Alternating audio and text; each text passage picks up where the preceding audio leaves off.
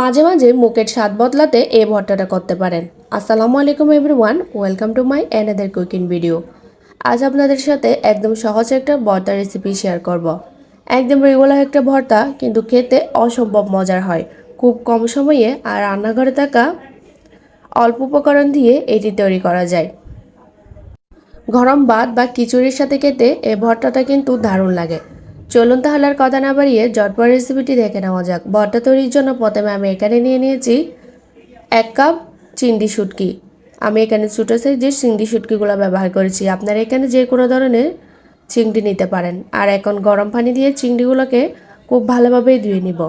আমি কয়েকবার পানি চেঞ্জ করে চিংড়িগুলোকে খুব ভালোভাবে ধুয়ে নিয়েছি, কারণ চিংড়িগুলোতে প্রচুর পরিমাণে বালি থাকে।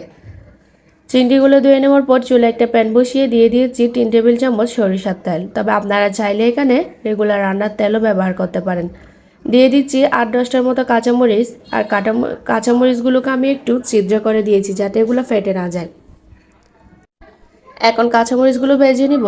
আর কাঁচামরিচগুলো একটু ভাজা ভাজা হয়ে গেলেই এখন এখানে দিয়ে দিচ্ছি আমি 8-10টার মতো রসুনের কোয়া। সাথে দিয়ে দিচ্ছি হাফ কাপ পেঁয়াজ। পেঁয়াজগুলোকে আমি একটু বড় করে কেটে নিয়েছি।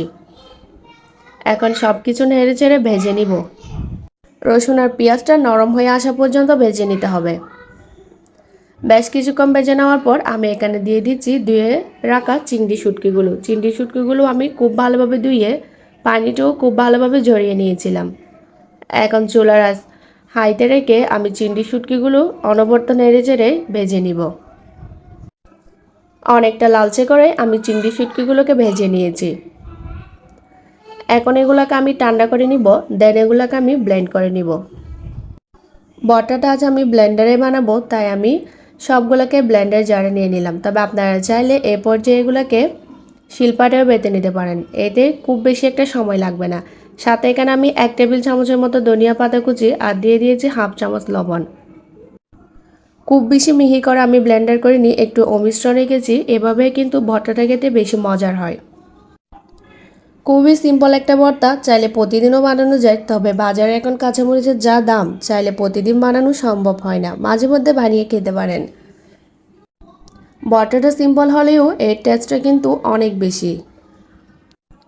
ভর্তাটা এখন গরম ভাত বা খিচুড়ির সাথে খেতে দারুণ লাগে। একদম রেগুলার একটা ভর্তা রেসিপি আজকে শেয়ার করলাম। আশা করছি সবার কাছে অনেক ভালো লেগেছে।